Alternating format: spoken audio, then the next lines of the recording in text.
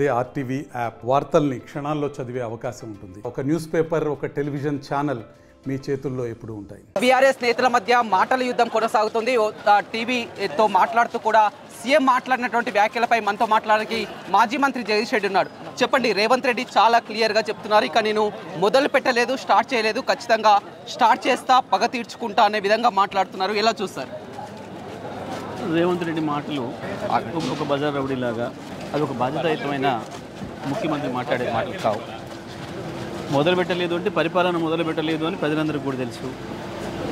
పరిపాలన చేతగాక, ప్రజలకు ఇచ్చిన హామీలు నెరవేర్చలేక, ప్రజల్ని పక్కదారి పట్టించడం కొరకు గత 4 నెలలుగా డ్రామాలు ఆడుతున్నారు. ఈ కేసులని, ఆ కేసులని, ఏ కేసులో ఏమీ లేదు, కేసీఆర్ని ముట్టుకోవడానికి కూడా అవకాశం లేదు. ఇప్పుడు ఇంకేందో కొత్త డ్రామాలు మొదలుపెట్టి సినిమా డైలాగులతో పని కాదు. రాజకీయ నాయకులు, పరిపాలకులు బాధ్యతాయుతంగా మాట్లాడడం నేర్చుకోవాలి. ఆ మాటలతోనే ఆయన ఏందో నేను ఒక మునగాన్ని అయితే అనుకుంటున్నారు, కానీ ప్రజలు ఈసరించుకుంటారు అటువంటి మాటలు. 10 సంవత్సరాల కాలంలో కేసీఆర్ నోటి నుంచి ఎప్పుడైనా అటువంటి ఒక పదం విన్నారా ఎవరైనా? కేసీఆర్ గారు పక్కన పెట్టండి, మా మంత్రులు ఇచ్చేది కదా, ఎక్కడి నుంచి ఒక మాట. ప్రజలు నీకు అవకాశం ఇచ్చింది, ఎవరినో గదించుకోమని, ఎవరు బుల్లెట్తో కాల్చమని, ఎవరిని చంపమని నీకు ఇచ్చింది అవకాశం. ప్రజలు అవకాశం ఇచ్చింది, ఏం అడిగినావు నువ్వు? కేసీఆర్ ఇచ్చిన దానికంటే నేను ఎక్కువ చేస్తా అని చెప్పినావు. కేసీఆర్ 10 ఇస్తే నేను 15 ఇస్తా రైతు బంధు. కేసీఆర్ 1,00,000 రుణమాఫీ చేస్తే నేను 2 లక్షలు చేస్తా. కేసీఆర్ 1,00,000 రూపాయలు ఇస్తున్నాడు కళ్యాణ లక్ష్మికి, నేను బ్రహ్మంగారం అదనంగిస్తా. ఇంటింటికి 2,500 మహిళలకు ఇస్తా. విద్యార్థులకు 5 లక్షల రూపాయల కార్డు ఇస్తా. విద్యార్థులకు స్కూటీలు కొనిస్తా. ఇవి కదా నువ్వు ఇచ్చిన మాటలు. గతంలో నా కూతురు వివాహాన్ని కూడా చూడనీయకుండా చేశారు. ఇప్పుడు కూడా మేడిగడ్డ, అదేవిధంగా ఫోన్ ట్యాపింగ్ పై విచారణ జరుగుతుంది. చెర్లపల్లి జైల్లో డబుల్ బెడ్రూమ్ కట్టిస్తా, తండ్రి బిడ్డ ఈయనని ఒకటే రూమ్లో పెడతాను. ఈ చిల్లర మాటలు బంద్ చేస్తే మంచిది. ఈ ఊడితూపులతోని, తొండ బెదిరింపులతోని ఎందుకు చేద్దామనుకుంటే ఇది ప్రభుత్వం నడపాల్సింది ప్రభుత్వం. కానీ ఊరికనే నేను ఏందో మాట్లాడతా, ఇది చేస్తా, ఈ డైలాగులు బంద్ పెడితే మంచిది. చిల్లర మాటలు బంద్ పెడితే మంచిది. ప్రజలు ఆశ్రయించుకునే రోజు వస్తూ ఉంది. 4 నెలలుగా అదే మాట కదా, కొత్తగా మాట్లాడింది ఏంది దీంట్లో? అంతకుముందు 5 ఏళ్ళు అదే మాట్లాడిండ్రు, ఇప్పుడు 4 నెలల నుంచి అదే మాట్లాడుతున్నారు. ఏది తెలిసింది? దేంట్లో పట్టుకోగలుగుతారు? ఏముంది? ఫోన్ ట్యాపింగ్ కేసు మాట్లాడుతున్నావు, 4 రోజులుగా అదే మాట. నీకు ఇష్టమైన పత్రికలు రాస్తుంది స్క్రిప్ట్, తెల్లారి అధికారులు మాట్లాడినట్టుగా ఇస్తారు. ఇప్పటివరకు ఒక్క అధికారం ఏమని చెప్పిండా? ఒకరెవరైనా నా ఫోన్ ట్యాప్ చేసేసి నాది ఇది పట్టుకున్నారు, నా పైసలు పట్టుకున్నారు, నేను పైసలు తీసుకోబోతుంటే నా రహస్యంగా నా డ్రైవర్ ఫోన్కి ఇచ్చి పంపిస్తుంటే 1 కోటి రూపాయలు పట్టుకున్నారు చెప్పినోడు ఉన్నాడా? లేదా మా ఇద్దరి మధ్యన రహస్యమైన సంభాషణ విని మా వ్యాపారానికి ఏదో నష్టం కలిగించిందని చెప్పినవాడు ఉన్నాడా? ఇప్పటివరకు ఎవరైనా కంప్లైంట్ చేసినట్టు ఉన్నాడా? పనికి మాలిన స్టోరీలు తయారు చేసి ఓ డిటెక్టివ్స్ కొంతమందిని పెట్టుకొని కొన్ని ఆఫీసులలో, మీకు ఇష్టమైన మీడియా ఆఫీసుల్లో పెట్టుకొని రోజు స్టోరీలు రాసి పుంకాలుగా ఏ అధికారి మాట్లాడింది ఇప్పటివరకు? ఎట్లొస్తుంది ఈ అధికారి చెప్పిన విషయాన్ని? దేనికి వస్తుంది?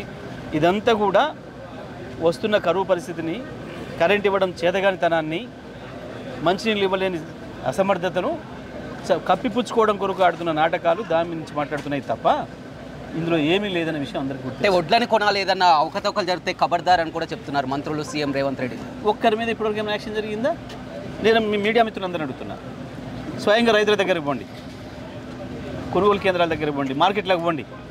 ఇవాళ నల్గొండ మార్కెట్ పోతారా, సూర్యాపేట మార్కెట్ పోతారా, మిర్యాలగూడ మార్కెట్ పోతారా, భువనగిరి మార్కెట్ పోతారా, మార్కెట్లకు పోండి.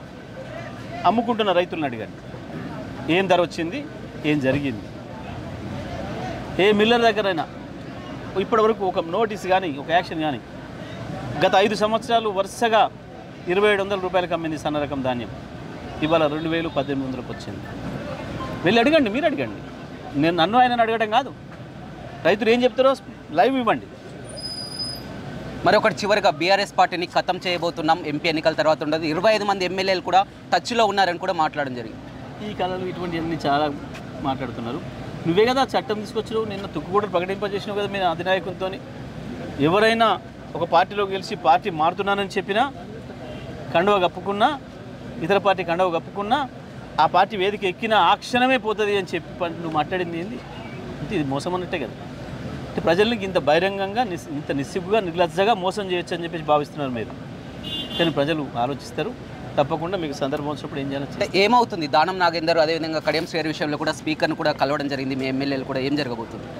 తప్పకుండా స్పీకర్ సరైన పద్ధతిలో స్పందించకపోతే మాకు కోర్టుకు వెళ్ళడానికి అవకాశాలు ఉన్నాయి. దాని ప్రకారం కోర్టు ఎలా ఉండబోతుంది? ఎంపీ ఎన్నికల్లో ఒక్క సీటు కూడా రానివ్వమని కాంగ్రెస్ పార్టీ మంత్రులు అంటున్నారు. ఎలా ఉండబోతుంది ఎంపీ ఎన్నికలు? రానివ్వనని నేను అనొచ్చు, రానివ్వనని ఆయన అనొచ్చు, కానీ ఇచ్చేది ప్రజలు కదా. ఎవరు రానియాలో ఎవరు రానివ్వకూడదు నిర్ణయించేది ప్రజలు.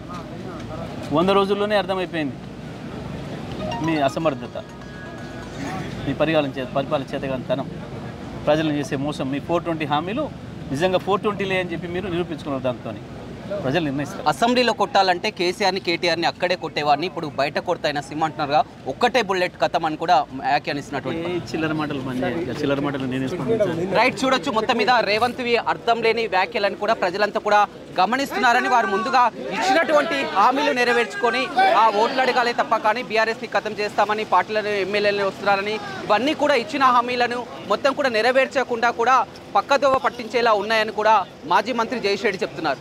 Vote studio. మరిన్ని వీడియోస్ కోసం ఛానల్ ని సబ్స్క్రైబ్ చేయండి. లేటెస్ట్ అప్డేట్స్ కోసం వాట్సాప్ ఛానల్ ని ఫాలో చేయండి. అండ్ లింక్ డిస్క్రిప్షన్ లో ఉంది.